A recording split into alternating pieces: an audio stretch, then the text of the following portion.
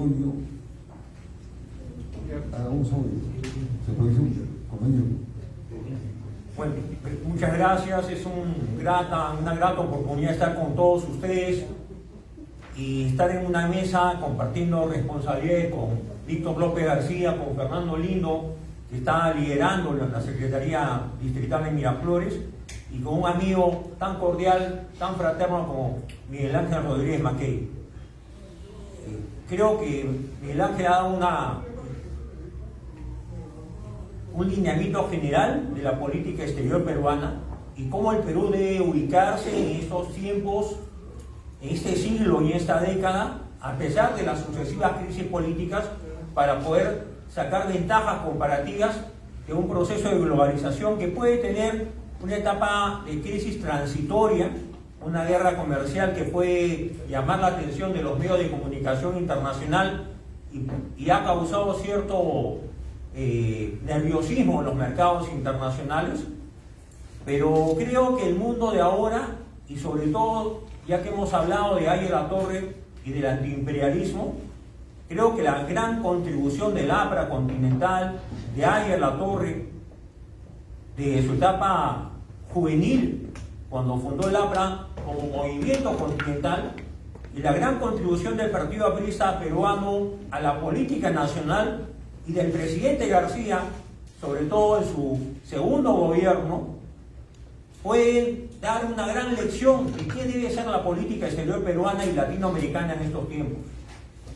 Alan García, con gran visión, fue más allá del antiimperialismo, ¿no? Si en el primer gobierno levantó la bandera de limitar el pago del servicio de la deuda externa y luego se satanizó y se dijo que el presidente García había declarado el no pago de la deuda externa, todos recordamos que el presidente García, ante la Asamblea General de Naciones Unidas, manifestó que ante el enorme peso de la deuda externa en las economías latinoamericanas era necesario limitar el pago del servicio de la deuda externa.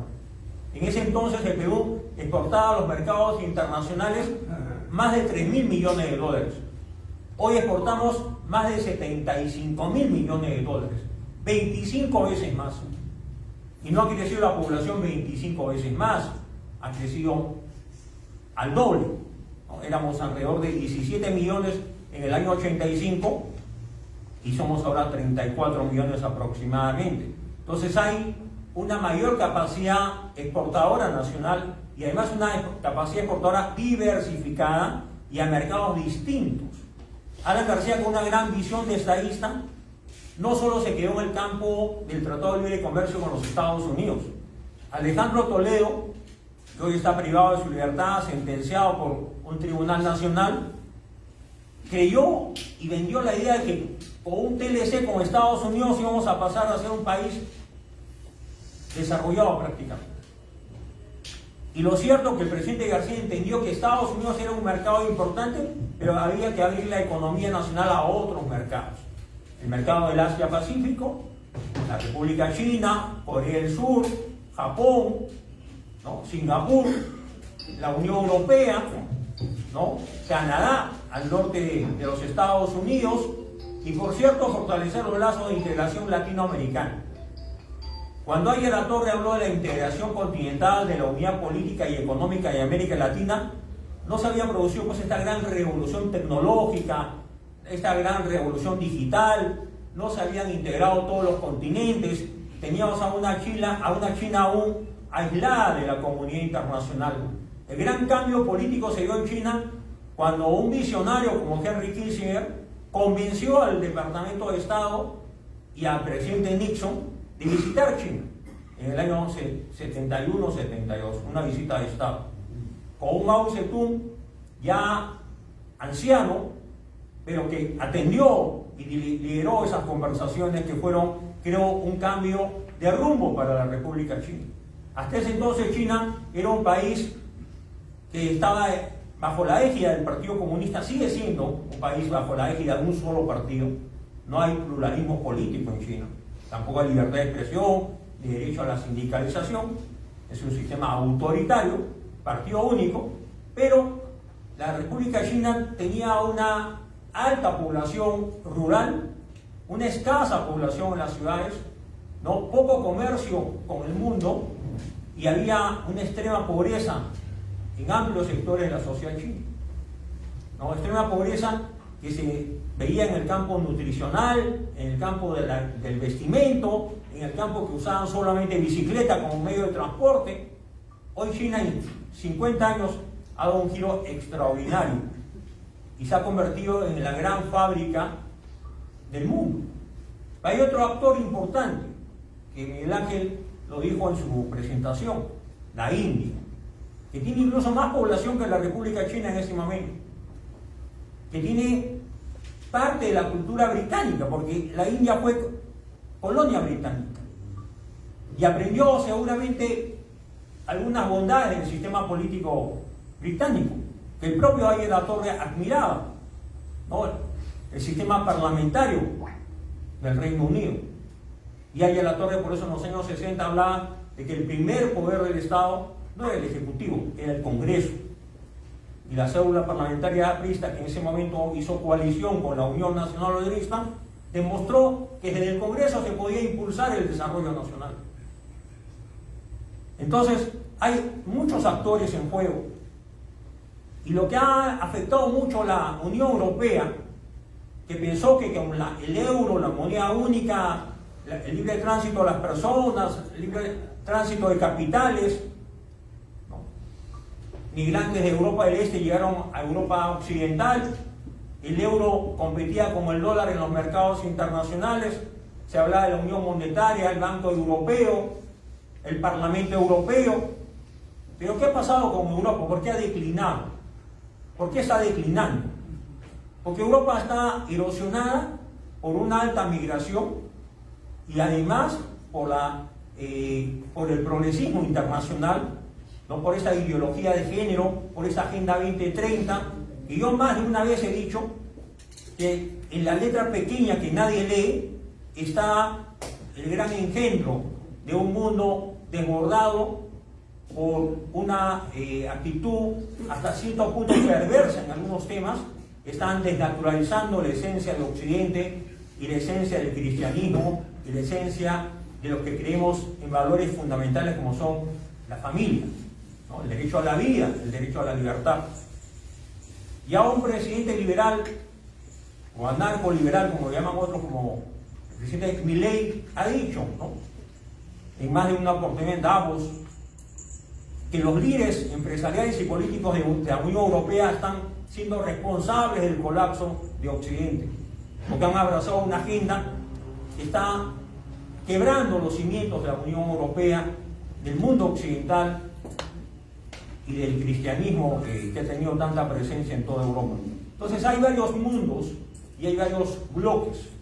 Creo que estamos en un mundo de bloques, ¿no? Canadá, que ha votado ahora por un progresista ante las declaraciones, los exabruptos de Donald Trump, ¿no? Que hablaba de que Canadá se convierta en el Estado 51 de los Estados Unidos, ¿no? Renunció el primer ministro, que era un militante del progresismo internacional, y han votado por una persona de esa línea política, ante la amenaza de que Trump exagera siempre, presionó a los votantes canadienses bajo el supuesto que iba a anexar Canadá a los Estados Unidos. Lo mismo ha pasado con el Canal de Panamá. En su discurso de investidura en enero de ese año, Donald Trump dijo: nosotros entregamos el canal y también lo podemos recuperar. Y todos recordamos que el Canal de Panamá es parte del programa máximo del APA, internacionalizar el Canal de Panamá, cuarto punto del programa máximo del APA. Y cuando en el año 77 los presidentes Torrijos, Omar Torrijos, un militar panameño, y el presidente Jimmy Carter, demócrata, firmaron el acuerdo o el tratado Carter-Torrijos, la condición era que Panamá ejercería soberanía plena a partir del primer día del año 2000. Y ese propósito se ha cumplido. Panamá administra el canal, pero los tiempos han cambiado. Ya la presencia empresarial y política de China en el escenario del Canal de Panamá cambió un poco el giro de las cosas, ¿no? Y por eso la declaración dicha por Trump el día 20 de enero, el día que asumió el cargo de presidente de los Estados Unidos. Entonces, tenemos a un Donald Trump que sí es un líder, puede ser un líder con el que no estemos de acuerdo, que podemos contradecir, reprobar, y en algunos casos hasta condenar, pero es un líder nacionalista y creo que tiene objetivos claros. El presidente Biden, que incluso intentó ir a la reelección, era casi un instrumento de la Agenda 2030, del globalismo, de un partido demócrata cooptado, tomado por ideologías que no se condicen con la tradición del Partido Demócrata. Era un partido vinculado a los sindicatos, a los trabajadores obreros, ¿no? a los sectores progresistas y libertarios de los Estados Unidos. Hoy el Partido Demócrata está tomado por esta agenda y por unas líneas políticas que no se condicen con la historia política de los Estados Unidos.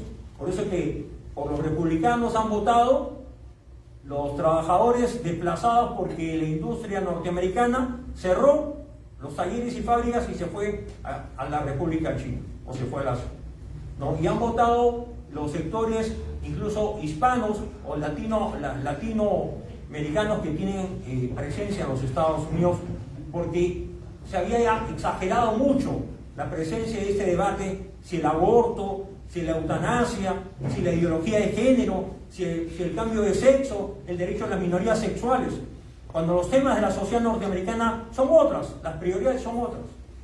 Y a veces es la gran debilidad de los políticos, hablan de los temas que al público y al pueblo no les interesa. Entonces, mis palabras esta noche, compañeros y amigos que nos acompañan, es que desde la visión aprista nosotros sí tenemos liderazgo y sí tenemos una visión continental y una visión mundial. Yo me he sentido muy honrado que Miguel Ángel haya mencionado la tradición aprista de su hogar.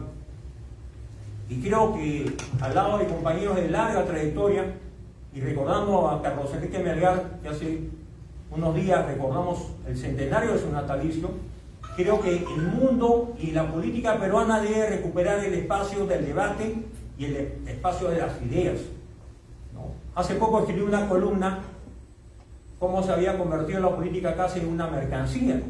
Y vuelvo a decir esta noche, no son los tiempos de Manuel González Prada ni de Víctor Raúl Avilator, son los tiempos de César Acuña, de Luna Gálvez y de los niños de Acción Popular. Pero ¿quién tiene responsabilidad que estas personas representen al país en el foro parlamentario? ¿Y por qué un partido con ideas, con propuestas y con historias que puede debatir con unos y con otros sin fanatismo y con todo respeto, está excluido del proceso político? Y hemos sido excluidos como partido largas décadas.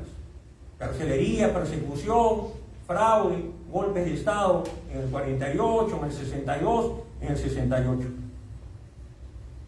Yo quiero felicitar a Víctor López porque está abriendo una oportunidad para el desarrollo de las ideas. Entonces, ¿somos antiimperialistas? Sí. ¿Trump es imperialista? Sí lo es. Pero más que un imperialista, es un nacionalista.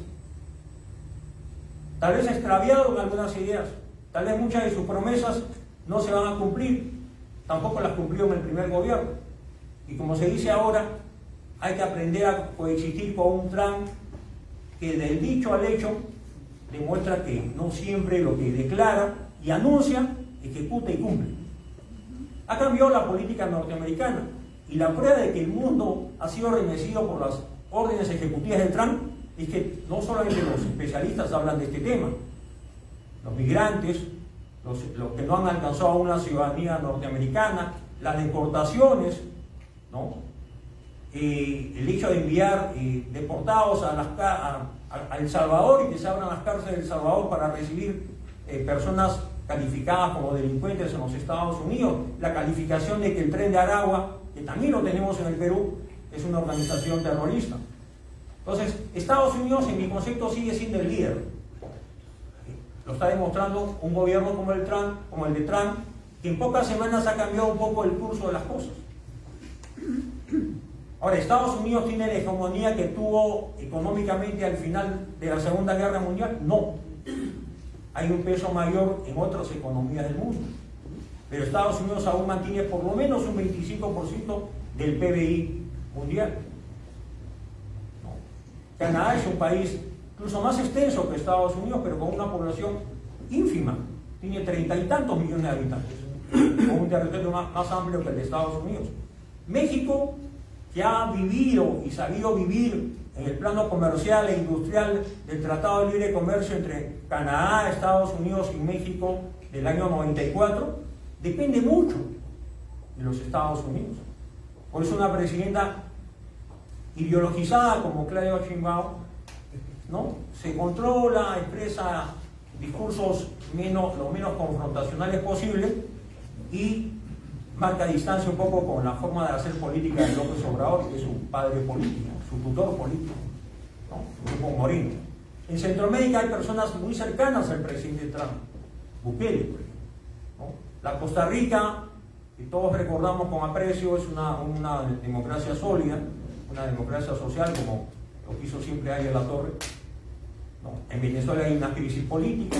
Este domingo van a haber elecciones legislativas, la oposición no participa, y hace poco se ha reunido en China la CELAC, que representa 34 estados de Latinoamérica, y se han reunido en China. El anfitrión ha sido el líder chino y a la vez secretario general del Partido Comunista Chino. ¿Y quiénes han ido a nombre de América Latina? Cancilleres, es verdad, pero presidentes: Boris de Chile, Lula da Silva de Brasil, ¿no?, y Gustavo Petro de Colombia. O sea, tampoco había una presencia numerosa de jefes de Estado, lo que me hace pensar que hay cierta resistencia a este avance desbordado de una república como China, que, como bien ha dicho Rodríguez Mackey, no podemos confiar en ellos porque sus propósitos no son nobles, idealistas, desinteresados por la paz del mundo y por la hermandad con América Latina, ¿no? Acá hay intereses geopolíticos, intereses económicos, intereses financieros. China le ha prestado mucho dinero a Venezuela, a Ecuador, a Bolivia. China tiene un puerto en Chancay, que es casi un enclave, vamos a hablar en términos coloquiales, ¿no? La tecnología la están trasladando, transfiriendo al país, ya lo está diciendo Miguel Ángel Rodríguez Mackey, ¿no? Sus ingenieros son nacionales o vienen ellos con sus equipos profesionales, técnicos, con su maquinaria, y es casi un enclave. Y hemos tenido enclaves en la historia del siglo XX, ¿no? La Vereda y Pariñas, ¿no? La zona de Talara fue el pretexto para que Juan Velasco Alvarado diera un golpe de Estado y tomara el poder el año 68, cuando Ariel Latorre debía ser el candidato electo presidente en las elecciones generales del siguiente año. Entonces, no seamos ingenuos. Creo que, siguiendo la línea de Ariel Latorre y del presidente García, necesitamos relacionarnos con Estados Unidos, sí. Ya no es el primer socio comercial, ha sido desplazado por China, pero sigue siendo un socio comercial importante. Además, hay una presencia numerosa de peruanos en los Estados Unidos y una presencia numerosa de hispanos en los Estados Unidos. Tenemos que ser integracionistas con América Latina, sí, pero hay un tema político. Podemos unirnos a Venezuela, aunque tiene presos políticos y impone el fraude electoral del año pasado, el 28 de junio. Podemos ser amigos, ¿no?, de un Lula da Silva, que para mí, y lo digo esta noche nuevamente, es el gran capitoste, el gran padrino, el gran titiritero de Odebrecht. Lula da Silva no solamente ayudó con algún dinero a través de las empresas brasileñas a Nadine Heredia y Ollanta Humala, eso es lo menos importante. Ha impactado la política nacional desde la campaña del 2016, campaña del 2021, y seguramente en la próxima campaña vamos a seguir hablando de los largos procesos de Odebrecht. Y no sabemos cuándo vamos a dejar de hablar de José Domingo Pérez y Rafael Velavar, dos mediocres dedicados a que son parte de la fiscalía y pretenden hacer política. Entonces, para cerrar algunas ideas, busquemos la integración continental siguiendo los grandes lineamientos de Ariel Latorre. Ariel Latorre hablaba de 4 sectores, ¿no? La unión de México y Centroamérica. Brasil lo tomaba como un sector muy autónomo, mira el Atlántico, la zona andina y la zona del Río de la Plata. Entonces, pero no podemos transigir, compañeros y amigos que nos escuchan esta noche, con el Foro de Sao Paulo, con el Grupo de Puebla. Nosotros tenemos otro camino, no solo como partido, creo que como Estado, como país, como gobierno deberíamos tener un camino independiente. Ese es en el campo de América propiamente dicho. Con Europa tenemos un comercio menor, ¿no? Y Europa está en problemas cada vez mayores. La Alemania ha perdido peso industrial, Francia está en crisis migratorias, España se debate con las crisis políticas de Pedro Sánchez, ha ganado la derecha hace pocos días en Portugal, ¿no? Y hay una situación de guerra que afecta a Ucrania y una situación en la que está involucrada una potencia nuclear como es Rusia. Rusia no tiene ya el peso económico que tuvo hace 30 años o 35 años cuando aún era URSS. Ya no tiene ese peso económico, pero sí tiene una capacidad bélica, ¿no? Y Europa se ha puesto del lado de Zelensky y de Ucrania, pero hay un proceso en el que Estados Unidos se involucra para tratar de encontrar el camino de la paz. No va a ser una tarea difícil, no va a ser una tarea fácil. Igual pasa en el Medio Oriente, ¿no? Igual pasa en otras latitudes. Ahora Japón tiene lazo con Perú, creo que está buscando un camino propio, no confía en China. La India creo que va a dar mucho que hablar en los próximos años, y el Perú está por firmar un tratado de libre comercio con la India, ¿no? Y con respecto a China, seamos mesurados, seamos prudentes. Publiqué en el Diario Expreso una columna llamada China mira al Perú, pero el que nos miren no significa que podamos confiar en ellos, ¿no? Y debemos ser hábiles operadores políticos, y Miguel Ángel Rodríguez Mackey, que ha sido canciller de la República, ha tenido responsabilidad de Estado, puede hablar mucho al respecto. O sea, tenemos responsabilidades como Estado, como país. Torretale tiene una presencia profesional permanente porque hay una carrera diplomática de promedio, y creo que en un mundo de economía abierta, con el proteccionismo, ha cedido espacio al libre comercio.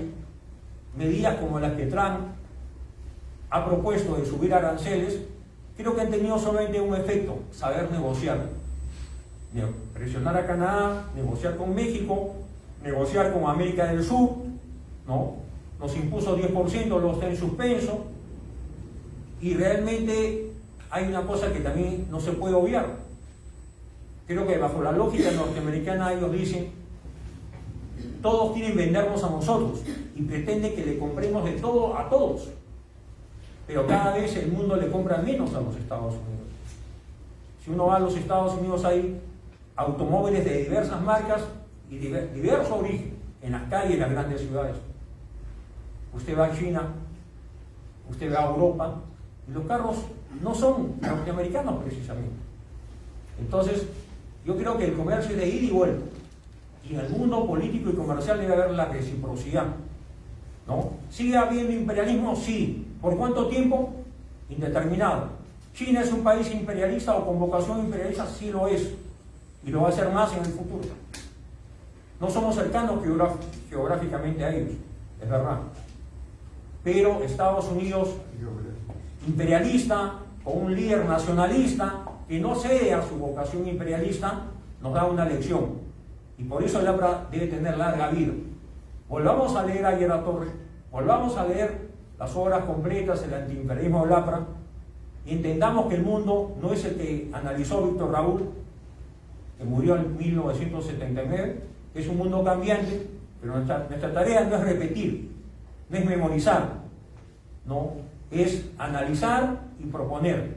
Y para eso se necesitan políticos, se necesitan líderes y se necesitan propuestas nacionales para que la política en manos de los mediocres dé paso a la política en manos de los que se han preparado para asumir responsabilidades y que tienen un solo partido, un solo ideal y un solo propósito: servir al país. Muchas gracias.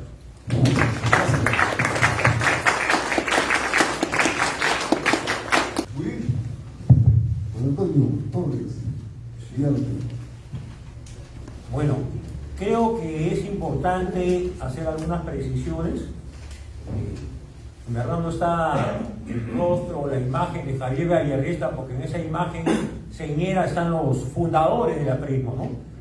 La primera generación, Ayer Latorre, Luis Alberto Sánchez, Carlos Manuel Cox, Luis Hayes, Manuel Soane y otros compañeros que dieron vida al aprismo en el Perú y que son parte de la primera generación, fueron parte de la primera célula parlamentaria aprista que fue defenestrada en febrero del año 32 por el gobierno del comandante Sánchez Cerro.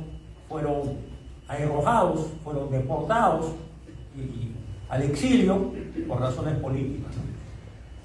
Entonces, creo que el Perú tiene todavía una tarea pendiente, ¿no?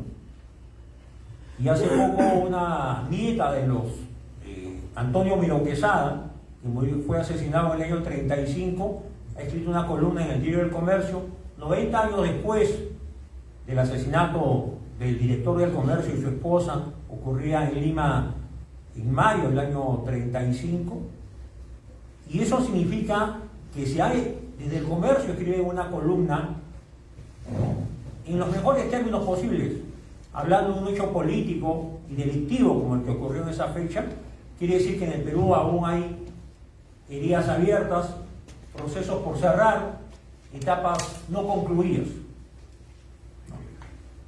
Ya no tenemos un militarismo, pero bien ha dicho a Miguel Ángel Rodríguez Mackey que el fujimorismo, que promovía en mi concepto un cambio a partir del cierre del Congreso del año 92, el autogolpe, se aprueba la Carta Política en 93, desaparece el Senado, que era el cenáculo de los grandes políticos de larga trayectoria, y solo falta recordar los que fueron senadores en el año 90, por el Fredemo, por el APRA, por Izquierda Unida, Izquierda Socialista, 60 senadores, casi todos fallecidos.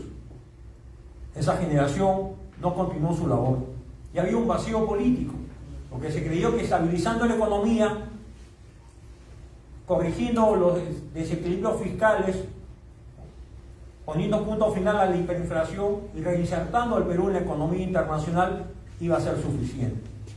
En ningún país del mundo, desarrollado o no desarrollado, la economía lo hace todo. La economía necesita de la política, y la política necesita de los políticos. Y los políticos son fundamentalmente pensadores, filósofos. En esos tiempos modernos son gestores públicos, son gerentes públicos.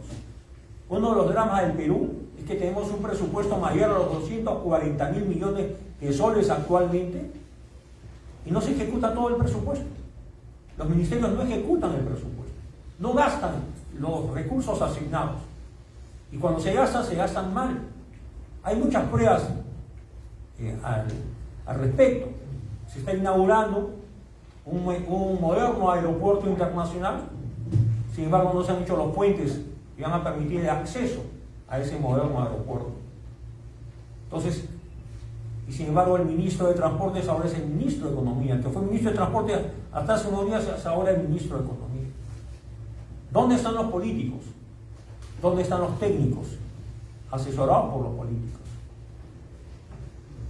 Ayer Latorre hizo política no como gestor público, porque nunca ocupó la presidencia, no fue un gerente público, pero no se equivocó de rumbo porque sembró ideas. La generación de los fundadores del APRA también sembraron ideas.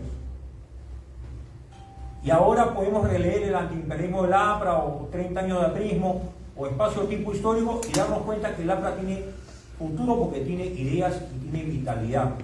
¿Qué necesitamos? Voceros, personas que hablen a nombre del APRA. Y que además, como todo en la vida, no solamente hay que expresar las ideas, sino que hay que sentir las ideas. ¿Qué mejor que un convencido para que convenza a otros?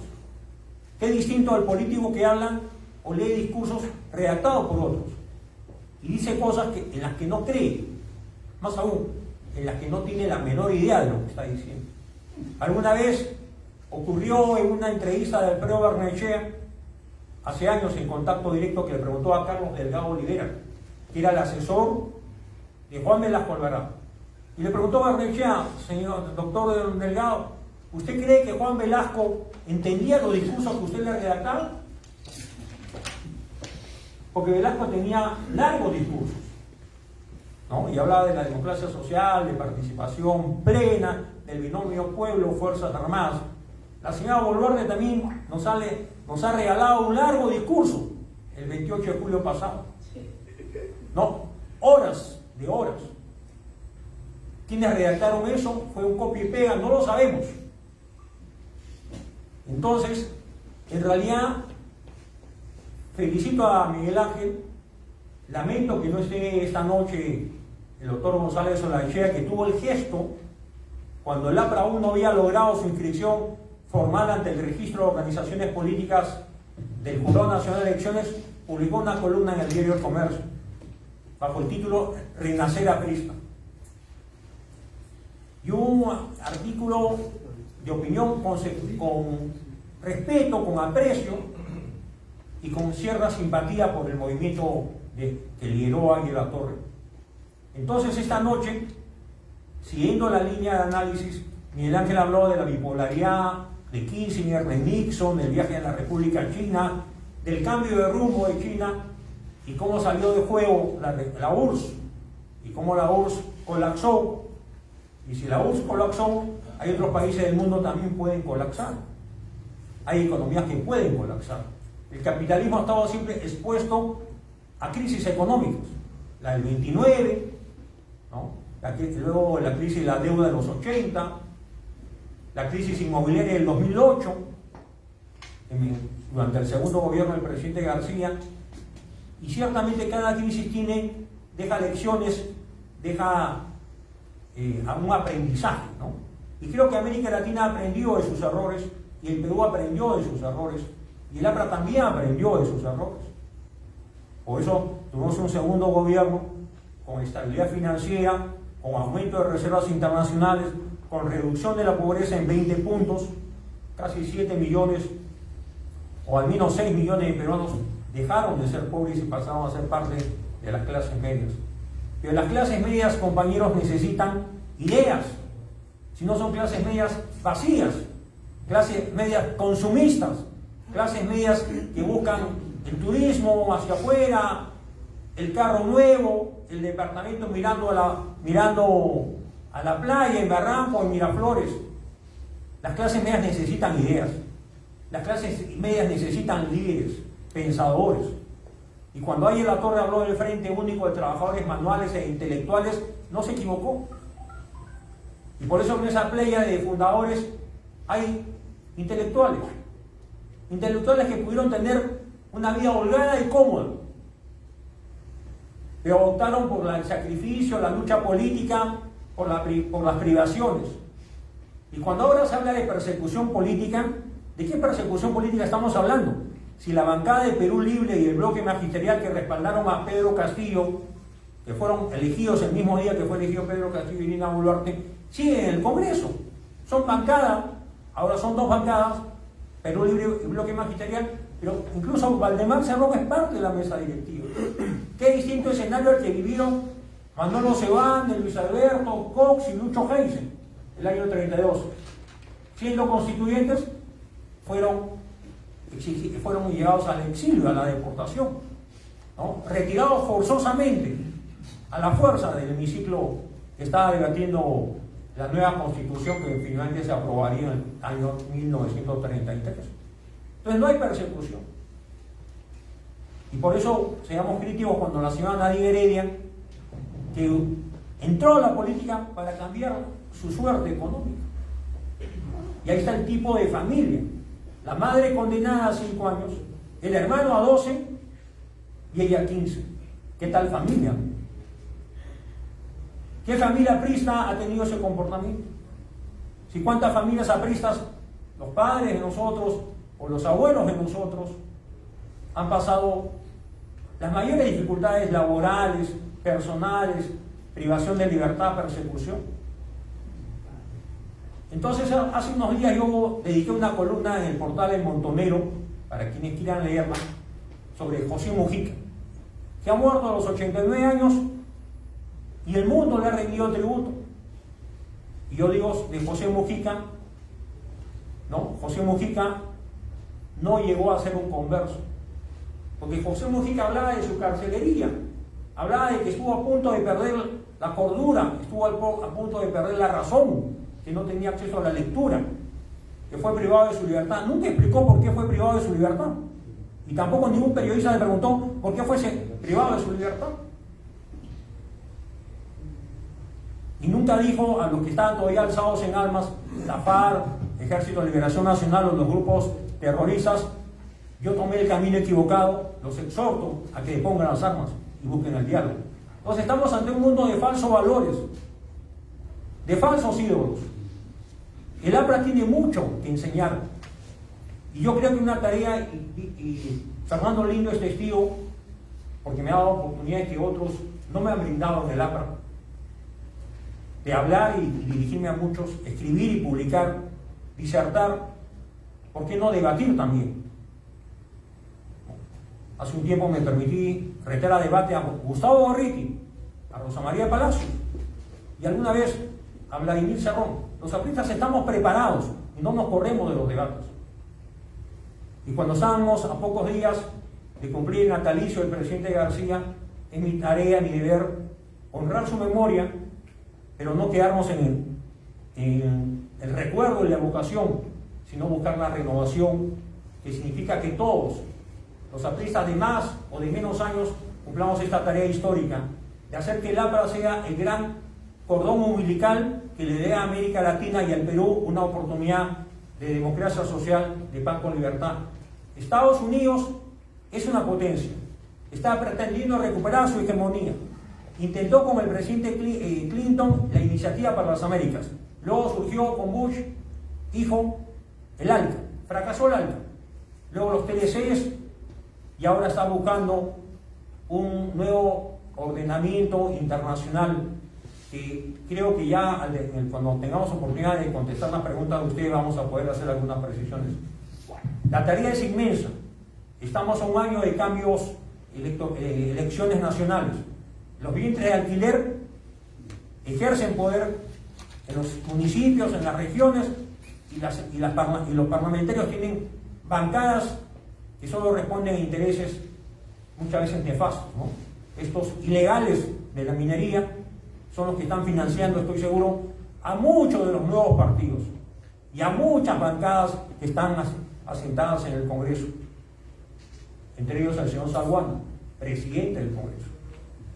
Entonces nosotros no tenemos financiamiento de nadie y venimos esta noche a recordar el pasado, pero al lado de Miguel Ángel y por iniciativa de Fernando Lindo y Víctor López García, venimos a hacer propuestas y entender mejor lo que está pasando en el acontecer mundial. Muchas gracias.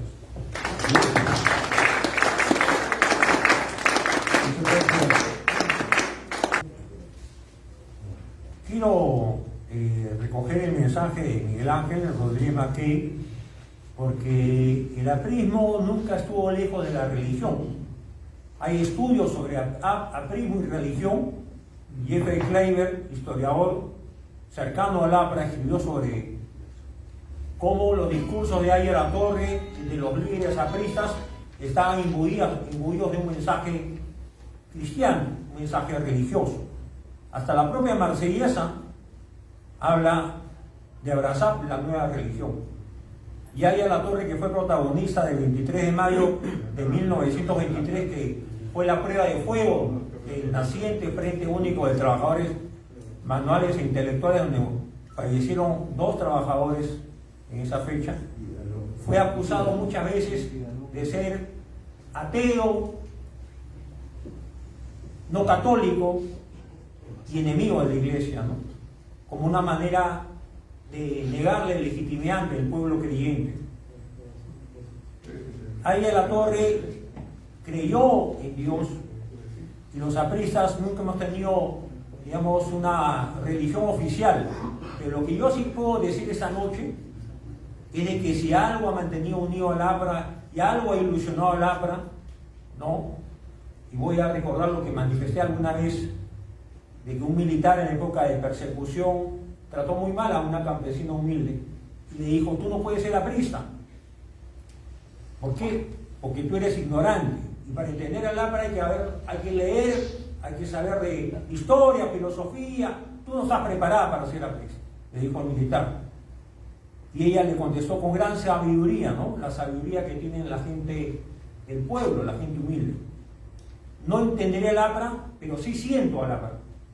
Y yo creo que esa ha sido la gran virtud que ha animado siempre al pueblo aprista, porque yo tuve el primer contacto en una manifestación del Día de la Fraternidad cuando tenía apenas 8 años, entre 7 y 8 años. Mi padre me llevó a un Día de la Fraternidad. Y yo pude comprobar la emoción de la militancia cuando vitoreaba y cuando emocionado saludaba a Ayer La Torre por su onomástico, ¿no? Entonces, esa imagen que me quedó grabada, arraigada, y entendí por qué el APRA nunca muere, no perece. Pueden haber 43 partidos, pueden haber otros partidos en la historia nacional, pero han dejado de existir. El APRA no muere, el APRA nunca muere. Tiene ya 101 años como movimiento continental y está llamado a seguir vigente. Pero recogiendo, digamos, el mensaje de esta noche, hay que darle vida al APRA con nuevas generaciones, con más presencia universitaria, con más presencia juvenil, con más presencia en todos los estamentos donde la juventud busca una manera de desarrollo personal. Cada generación tiene sus propias emociones, vivencias, prioridades, su plan de vida. Y nuestro deber es facilitar que ese plan y ese proyecto de vida no quede trunco. El APRA debió gobernar este país muchas veces. Ayer La Torre murió sin haber llegado a la jefatura de Estado. Y la Constitución que él puso su firma, su huella final, a pocos días de morir, firmó una mano temblorosa, la autógrafa de la Constitución del 79 en Villa Mercedes. Un 12 de julio muere, un 2 de agosto de ese mismo año. Esa Constitución fue derogada por una Constitución que no tiene la jerarquía ni la legitimidad que es la Constitución del 93, que es la que rige los destinos del país. Y a los que muchos le han atribuido la suerte del Perú. No, gracias a la Constitución somos mejores que antes.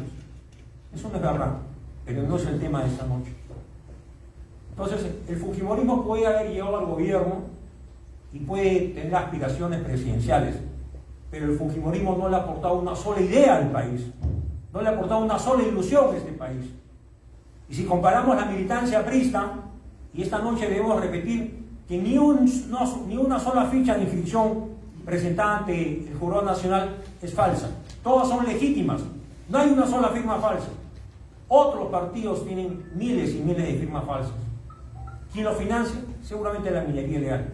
Entonces, mi saludo a la elección del Papa León XIV, y somos un partido con ideas, con propuestas, con historia, con mártires, fusilados, asesinados, emboscados, deportados, clandestinos o presos. Eso no tiene ningún otro partido. Entonces, sintamos orgullo, y algo que aprendí desde niño, ¿no? Se repetía siempre: aprista, tengo orgullo de tu gran partido. Y cuando se acusa de que el APRA es corrupción, Alan García corrupto, eso ha sido parte de la historia nacional.